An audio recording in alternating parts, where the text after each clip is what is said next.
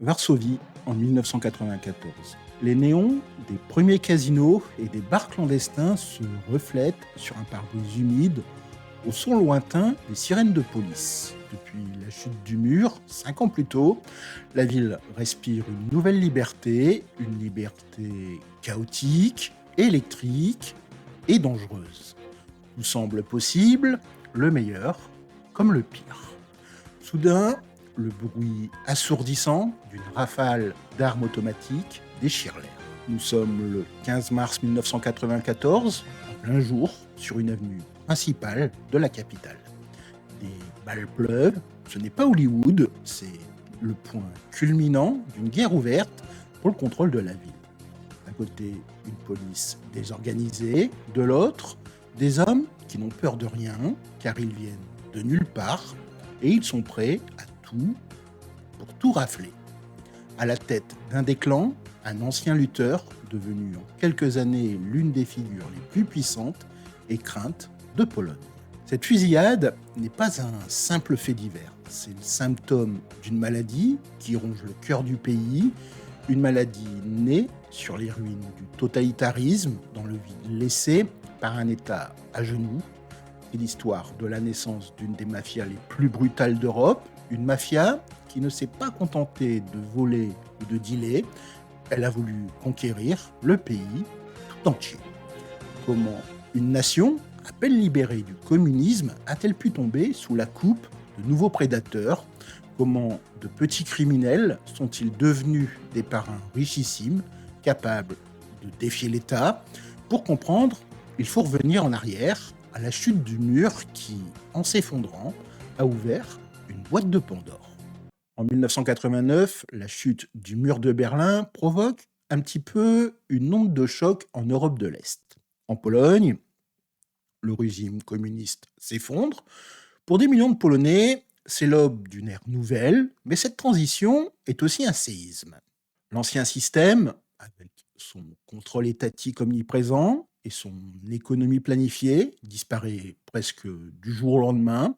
Derrière lui, le vide abyssal, un vide de pouvoir. L'État est faible, la militia Obywatelska, la milice du régime, est dissoute et remplacée en 1990 par la Polizia, la nouvelle police nationale. Mais cette force neuve est inexpérimentée, mal équipée, et elle n'a pas les outils pour affronter une criminalité d'un nouveau genre.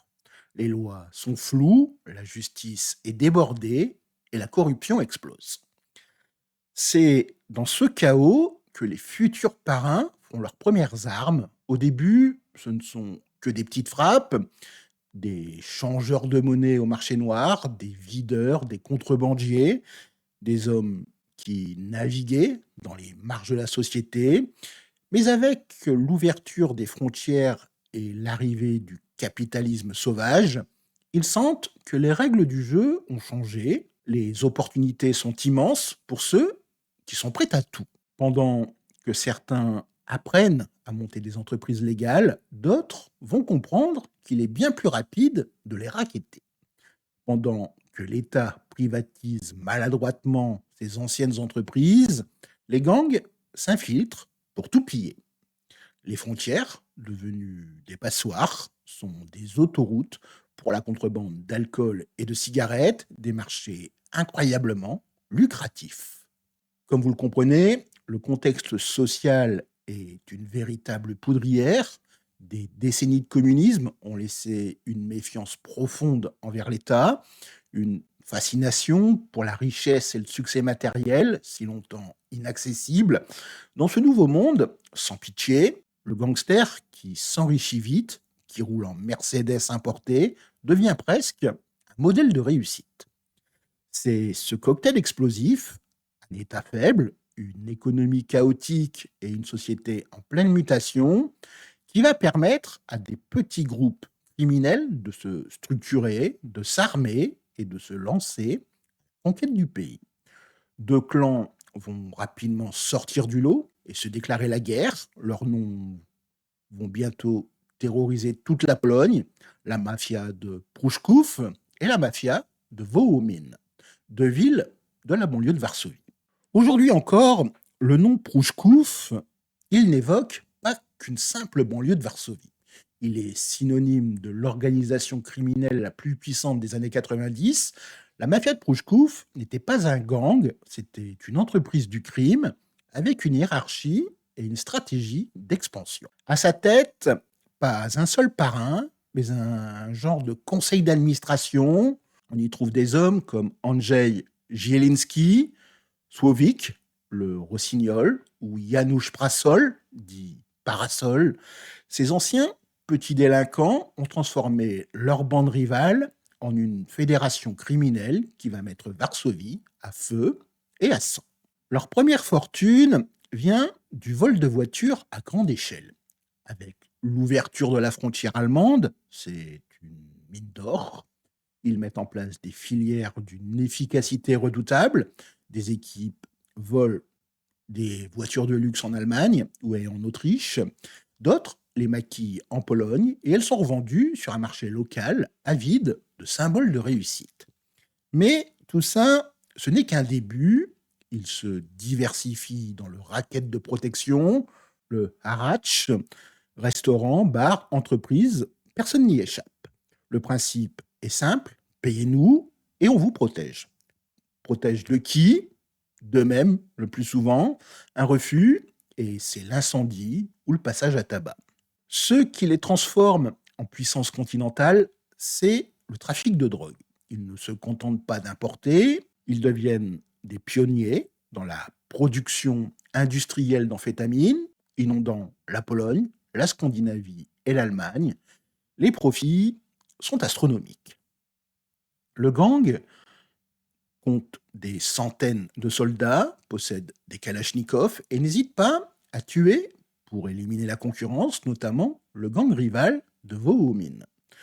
La guerre entre les deux factions est sanglante, marquée par des fusillades et des attentats à la bombe. En décembre 1999, Andrzej Kolikowski, Pershing, l'un des leaders de Prouchkouf, est abattu dans un hôtel de Zakopane.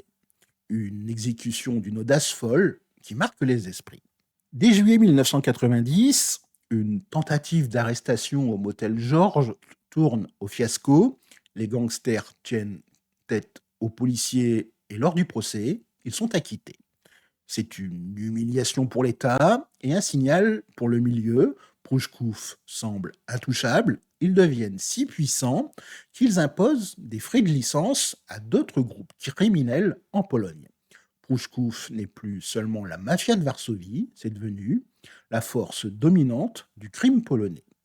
Pendant que Prouchkouf bâtit son empire, un autre genre de parrain, plus public et charismatique, émerge sur la côte baltique. Un homme dont le nom va devenir une légende, Nikodem Skotarczak. Si Prouchkouf incarnait la mafia comme une organisation brutale, Nikodem Skotarczak, Nikos, en était le visage charismatique, presque une célébrité. Son histoire est celle d'une figure publique qui a fasciné et terrorisé la conurbation portuaire de Gdansk, Sopot et Gdynia, une vie si spectaculaire qu'elle a inspiré des livres et un film Netflix à succès. Né en 1954, Nikos a commencé comme videur dans les clubs de la côte, où il apprend les rouages du marché noir. Contrairement au brut de Varsovie, il a du flair. Il comprend le pouvoir de l'image et des réseaux. Dans les années 80, il se spécialise dans le vol et l'importation de voitures de luxe depuis l'Allemagne, une activité qui fera sa fortune. Il est d'ailleurs l'un des pionniers du genre. Mais Nikos, c'est pas qu'un simple criminel. Il investit son argent sale dans des entreprises légales et surtout, il cultive son image. Il devient un sponsor majeur du club de football local, le Legia Gdansk, s'affichant dans les tribunes comme un bienfaiteur. Pour une partie de la population, il n'est pas un gangster, mais Monsieur Nikos, un entrepreneur qui a réussi et qui aide sa ville. Son train de vie est fastueux, ses fêtes extravagantes, il navigue avec une aisance déconcertante entre le monde du crime, les affaires et la politique locale, profitant des protections au sein de la police et de l'administration. Il incarne un petit peu ce self-made man d'une époque où la frontière entre légalité et illégalité est floue. Sa position va rapidement le mettre en conflit avec Prouchkouf, qui voit d'un mauvais œil cet électron libre contrôler la côte. En 1994, quand le gang de Varsovie débarque pour le discipliner, Nikoche, bien informé, prévient la police. Les gangsters sont cueillis par les forces spéciales, une humiliation pour Prouchkouf et une démonstration de force pour Nikoche. Malgré ses airs de gentleman gangster, sa vie reste dictée par la violence. Il survit à plusieurs tentatives d'assassinat, mais le 24 avril 1998, sa chance tourne. Dans un club de Gdynia, le Las Vegas, deux hommes masqués l'abattent. Son meurtre, jamais élucidé, alimente toutes les théories, règlement de compte avec des rivaux, vengeance de Prouchkouf. La mort de Nikoche va marquer la fin d'une époque, celle des parrains flamboyants. Son enterrement attire les foules, mélange de curieux et de criminels. Sa légende, elle, ne mourra jamais, illustrant l'ambiguïté de cette période sauvage. L'ascension de la mafia en Pologne n'était qu'une première étape. Dans les années 90 et 2000, le crime organisé polonais a commencé à s'exporter, suivant la diaspora polonaise à travers le monde. L'exemple le plus frappant se trouve aux États-Unis, dans les quartiers polonais de New York ou de Philadelphie. De nouvelles organisations criminelles se forment, important les méthodes brutales de leur pays d'origine. À Brooklyn, le Greenpoint Crew a fait la une au milieu des années 2000. Dirigé par des figures comme Ostap Kapeliuini et Krzysztof Spreasak, ce gang s'est spécialisé dans le trafic d'armes, la drogue, l'extorsion et le vol. Ils opéraient avec une audace qui a surpris les autorités, n'hésitant pas à menacer leurs victimes en plein jour, comme l'ont montré des vidéos de surveillance lors de leur procès. À Philadelphie, un gang polonais particulièrement violent, parfois surnommé le Kiełbasa Posse dans les médias, s'est fait connaître. Le nom peut prêter à sourire, mais leurs activités n'avaient rien d'amusant. Composé d'immigrés installés dans le quartier de Port Richmond, le groupe était réputé pour sa violence imprévisible. Ils se sont taillés une place dans le trafic d'ecstasy par une brutalité extrême, bousculant les réseaux criminels déjà en place sur le territoire. Cette expansion n'était pas un hasard. Ces criminels étaient endurcis par les guerres de gangs en Pologne, bénéficiaient de réseaux solides au sein des communautés expatriées et s'étaient spécialisés dans des créneaux comme les drogues synthétiques ou le trafic d'armes. Plus récemment, il y a aussi des liens qui ont été suspectés entre des criminels polonais et d'autres organisations européennes majeures. Des enquêtes journalistiques et judiciaires ont d'ailleurs soulevé la possibilité que des tueurs à gages polonais aient été impliqués dans l'assassinat du célèbre journaliste d'investigation Peter R. de Vries en 2021 à Amsterdam, bien que les responsabilités finales soient encore au cœur de procédures judiciaires complexes. L'internationalisation de la mafia polonaise a montré qu'elle était devenue un acteur à part entière sur la scène criminelle mondiale, mais pendant que ses ramifications s'étendaient, en Pologne, l'État, longtemps dépassé, organisait enfin sa riposte. À la fin des années 90, l'État polonais a décidé qu'il était temps de siffler la fin de la récréation. La décennie sauvage avait coûté trop cher, la riposte allait être méthodique et dévastatrice. Le tournant, c'est une nouvelle arme juridique inspirée des lois anti-mafia, le statut de Świadek Koronny, le témoin de la couronne. Ce dispositif offre l'immunité aux criminels qui acceptent de briser la loi du silence et de témoigner contre leurs complices. Pour une organisation comme Prouchkouf, bâtie sur la peur, c'est une bombe à fragmentation. L'homme qui allume la mèche s'appelle Jarosław Sokołowski, alias Massa ou la Masse, un membre important du gang. Arrêté en 2000, il devient le premier grand témoin de la couronne. Ses aveux sont un véritable tremblement de terre. Pendant des mois, il livre tous les secrets de l'organisation, noms, hiérarchie, crimes, planques, meurtres non résolus. Son témoignage est une mine d'or pour la police qui peut enfin assembler le puzzle. Grâce à Massa, une vague d'arrestations sans précédent est lancée. La quasi-totalité de la direction de Prouchkouf est arrêtée.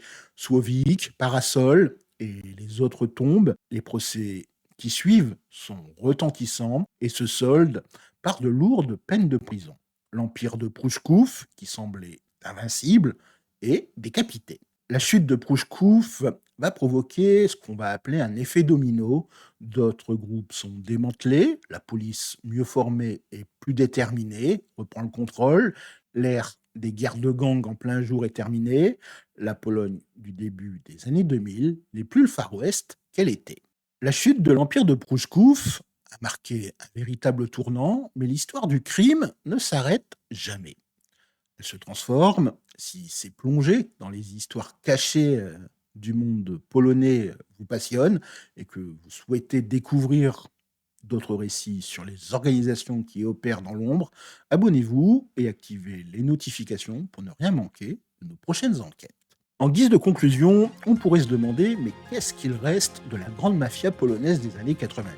Les parrains emblématiques sont morts, en prison ou se sont rangés. Les grands gangs, comme Prouchkouf, ont été brisés. Pourtant, croire que le crime organisé a disparu serait naïf. Il a en fait muté. Les vestiges des anciens groupes seraient toujours actifs, mais plus discrets, spécialisés dans le trafic de drogue ou de cybercriminalité. La violence est moins visible, le crime s'est modernisé, préférant la fraude à la TVA aux fusillades en pleine rue. Le véritable héritage de cette époque est peut-être avant tout culturel. La figure du gangster des années 90 fascine toujours, comme en témoigne le succès de films et de séries inspirés de la vie de Nikoche ou du gang de Prouchkouf. Ces personnages sont devenus les symboles mythiques d'une transition sauvage où tout semblait permis. L'histoire de la mafia polonaise est celle d'une conquête éclair, rendue possible par l'effondrement d'un système et d'une chute tout aussi spectaculaire. Elle nous rappelle qu'un vide de pouvoir est toujours une invitation lancée aux prédateurs. Les anciens parrains ont peut-être disparu, mais l'hydre du crime organisé, elle, n'a fait que développer une nouvelle tête, plus discrète, mais tout aussi dangereuse. Je vous remercie d'avoir suivi ce nouveau podcast du Double K. En attendant la prochaine fois, je vous souhaite de passer une agréable journée. Miłego dnia et à très bientôt. Do zobaczenia.